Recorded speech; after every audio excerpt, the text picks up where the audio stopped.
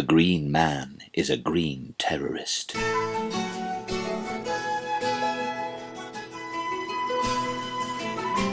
you seen the Jackson the Green? With his long tail hanging down, he quietly sits under every tree in the folds of his velvet gown. Tangled vegetation sprouts from each orifice, from his mouth, his nose, and his ears, signifying the creature's urge to merge with nature and arousing humanity's darker fears. He's Dionysus dancing drunk around maypoles. He's Pan stamping a cleft foot on the ground to awaken the sleeping earth spirits of springtime as winter dies and a new life force is found. Thanks to subversive stonemasons in the Middle Ages, this green remnant of man's pagan past finds its way onto church ceilings, corbels and bosses, along with Sheelana gigs mad with lust.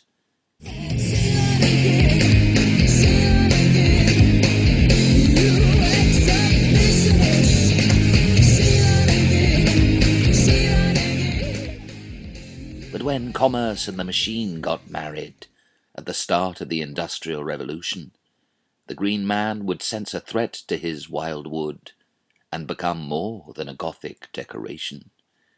Disguised by foliage, Ned Ludd's green men would break into factories at night, then with hammers and crowbars and jemmies, smash every machine in sight. So the government passed the Frame-Breaking Act, and for damaging commercial property, Ned Ludd and the Luddites, his green-masked followers, found that they faced the death penalty.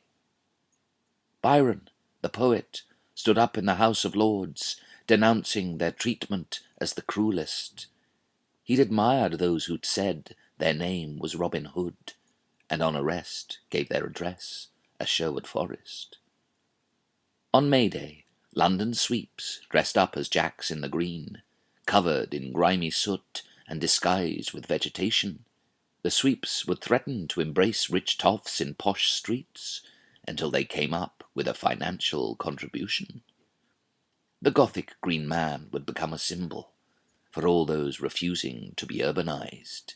His transformative image is seen at free festivals, where the Lord of Misrule is lionized. He burgeons up like the sap in all plant life, warning those who pave over the earth, and those felling trees to make way for clone towns, that they're due for a spiritual rebirth. He's been painted on the side of the peace convoy's trucks at the Battle of the Beanfield en route to Stonehenge, and he's been a mask for Salisbury Hill's road protest dongers, as they've pitched up in trees plotting revenge. The protesters' Green Man gives a voice to the trees as their wild wood cries out for protection, its oxygen harvest being of more use to humanity than town planners' blighted constructions. He's been an emblem of popular resistance since the time of the Norman conquest, when forest guerrillas, the Silvatici, fought William's yoke, refusing to be enslaved or suppressed.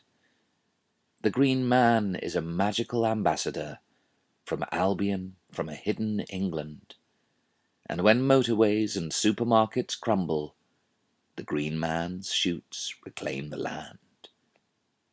He's Puck, he's Herne the Hunter, he's Robin Goodfellow, he's Sir Gawaine's mythical Green Knight, he's a fertile face made from undulating leaves, he's a trickster, forest sprite, a denizen of the deepest woodlands, speaking the language of nature. He's half man and half centuries-old tree, a shadowy, mystical creature. One touch of nature makes the whole world kin, Shakespeare says in Troilus and Cressida. He's a symbiotic presence whose church is a tree, and with a greenness that never withers. A Bacchus in a leaf mask, a male Medusa, laughing then looking demonic. A Celtic lord of animals, Cernunnos, a haunting Homo botanicus. Challenged by a deforested world, he survives still, untamed, his essence fermenting in man's DNA, luminous, unfettered, inflamed. In Islam, he's a wanderer born on a green island. He's Al-Khadir, to whom earth's a green heaven, a Sufi saint who taught both Moses and Alexander, and who rules over the men of the unseen.